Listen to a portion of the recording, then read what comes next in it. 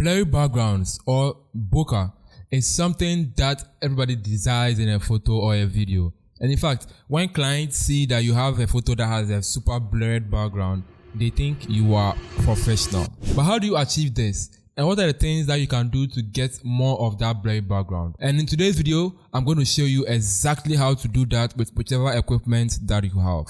Hi, my name is Carbell Sarfo. I help you take your amazing photos and videos and help you edit them professionally with whichever equipment that you own. So if you're interested in upgrading and learning and upscaling, consider subscribing. Subscribe. Let's jump into the video.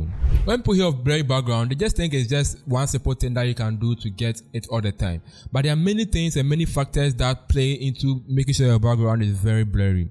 And I'm going to go through them one after the other. And the very first one is your aperture. Now, aperture controls two things. Number one, it controls how big or small the iris in the lens will open. But it also controls another thing, how much is in focus for the camera. So if you have an aperture that can open very wide or very fast or very big, what you realize is that you get a shallow depth of field, meaning very little is in focus, and that means a lot of things will be out of focus, and anything that is out of focus becomes blurred out. So if you have a camera that has an aperture of 2.8, you tend to have a lot of blurred backgrounds or a lot of blurred foregrounds depending on how you are shooting or how you are framing. But if you have a lens that can step up to 1.8, you even get more of that blurry background. And now that we have many lenses and super fast lenses available and very common, if you have a lens that can step up to 1.2, come on, that will give you super battery blurred background. If you want to achieve that, that's one thing to consider when you're buying your lenses. Try to go for lenses that have, say, between 2.8 or 1.8 or some even 1.2 if you have the chance and the budget to buy that. I'm using currently a Sony 50mm 1.8, and you can see how blurred my background is. It will be different if I had, say, 2.8 on the same camera. A second thing that can help you create super blurry background is distance.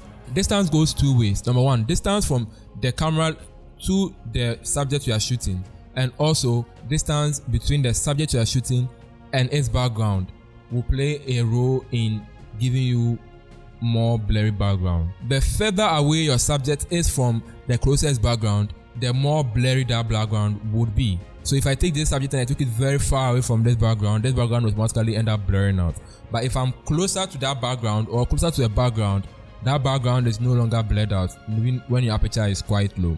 And the other thing is that the closer the camera is to the subject in relation to the background, the more blurred the background is. So if I have this camera closer to me, say 5 meters, is that too much? Say 2 meters, and I have 4 meters between the subject and the background will end up getting more blurred out compared to, say, if the distance between the camera and I was further than me or the subject and the background. I don't know if that makes sense. To get a blurry background with distance, make sure that the distance between the subject and the background is further compared to you and the camera, or just rule of thumb, keep your subject as far away as from the closest background as possible, and you end up getting that out of focus. The next thing is your focal length of the lens, obviously. So if you have a very tight lens or a very long lens, as they call it, so something like 85, 135 or any of those long zoom lens, you tend to get blurry backgrounds a lot.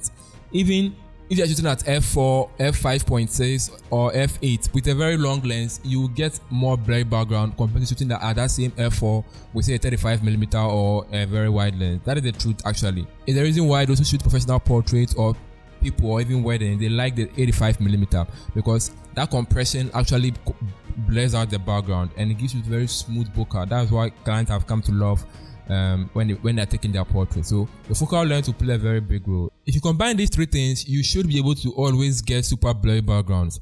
Try and get an aperture that is very wide or a high maximum aperture of, say, 1.8, 2.8 or even 1.2 if you can afford it. And then try and also, as much as possible, try and get long lenses if that's what you're actually looking for. So somewhere like 50, 85 or even those super amazing 70 to 200 2.8 lenses from Sony. They are super sweet, or even whatever camera brand that you have. And try as much as possible to keep your subject far away from the background as possible. When people ask me to take pictures even with their phones, I tell them, come away from the background. because if you get closer to that, you don't get that blurry background, and clients consider that blurry background as what they see as professional. So take them away from there, and then you can get super amazing. And make sure your background is at least simple and neat. If you love this video, you love this video. Go in depthly about how to retouch an image from beginning. It's basic, it's beginner friendly.